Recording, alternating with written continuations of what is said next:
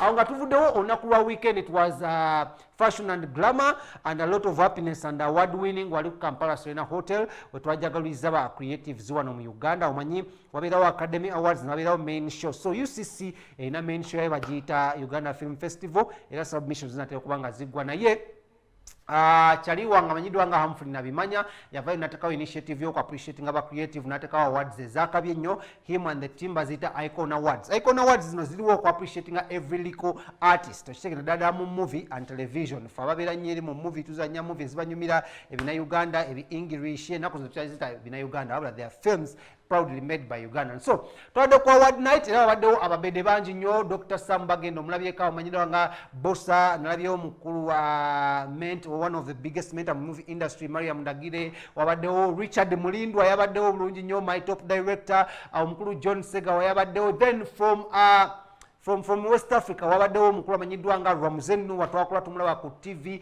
I can proudly stand and authoritatively say I was once nominated ne Ramzenu in the same category as best African actor. Wabaddewo the likes of Patrick Nkalukanyi, bangi Wawuyo Senior, Mariam Ndagire, bangi ababaddewo. I can't mention the names nezimalayo, and so many people went home with awards. Okitegedde nnyo Osta Ime gwe mumanyi nga yazanyanga nnyo Akine Popo. So it was a night of glamour and fashion. Era twanyumiddwa nnyo, and we want to say thank you so much okuva eri omukulu Humphrey Naimanya and the whole team. Adeku production, Richa Hand Uganda, Sauti Plus, ATS events, Bushington, n'abalala. Trust me, I can't say enough, but so many people went home with awards.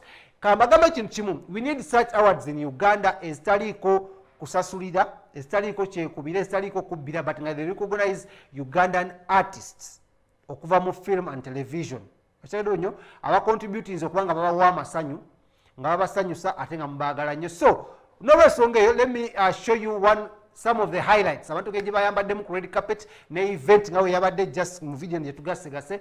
Then when we come back ngenda kuba ate still ngenda kondooza ku side zawali wa Dax Vibes tulabe gyakikwasaganyamu guno omwaka, but trust me, IKon Awards was a night to remember. Abaana bayambadde. Eren Lukoma yakubye akasrimini. Waliwo omuwala Nigeria bannange ekyabadde wali. Trust me, it was a black affair event. Rona Nisima, shouts to you. N'abalala mwena babaddewo. Ian, I can't say enough, but this was a night to remember in Uganda film industry. So for that reason, mwenna abawangudde, congratulations. N'abatawangudde next year, better next time. So let's dive into this. When we come back, I am still Kabaka Smith, one of BTM Access. I think I inze Kabaka Worugambo. No one does it like me. Let's go to IKon Awards.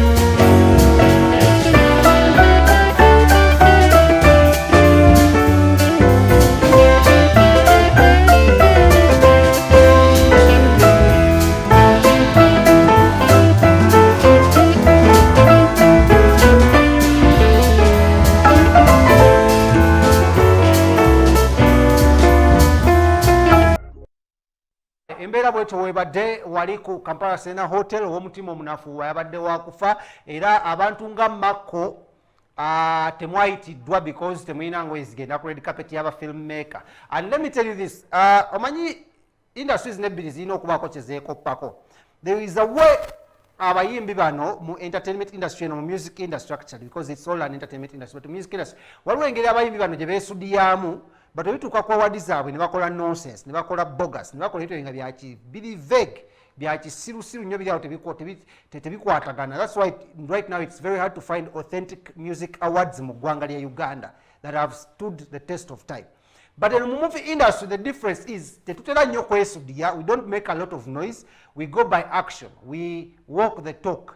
But ate eri mu music industry, they talk the walk. Bayogera nnyo ne bakola katono. So I think the music industry at large, Kenzo, Cindy, and Cindy was, by the way, venturing across zeno mu movie industry. So you should copy a leaf from us movie makers. Tetwogera nnyo tukola bingi, ne twogera katono, but you should copy. No no event bagyorganizinga batya, event neggwanga terina a lot of controversy, terina any controversy ng'abantu bali fully like smartly dressed, tewali watafunye invitation, balidde banywedde after party massive. So Mako Nere mugamba abantu bammweyo mu music industry bakatale yasimanya baani bajje bakopeko eno mulabe ekintu etukikola, because it was red carpet.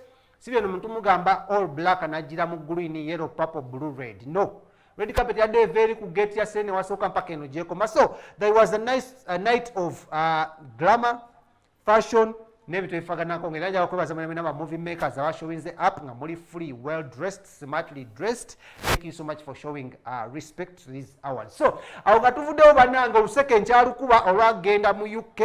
Mu message sinnabulaba enamba nagibawadde ntaddemu mu line bannange. Harold nkulinze osponsoring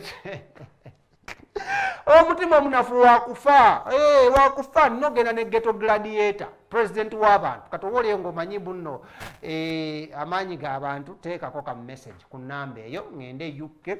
Nja kudda sijja kubomba gatsamba nabomba sijja kubomba nja kudda. Anyways, moving on, onako wetwogeddeko. Yes, Harold akalango kaako, Harold Travel Consultancy bakafulumu kutambuza abantu. Kati mwe mungulire byennaalya mu nnyonyi naye alindako ennyonyi basasula wa?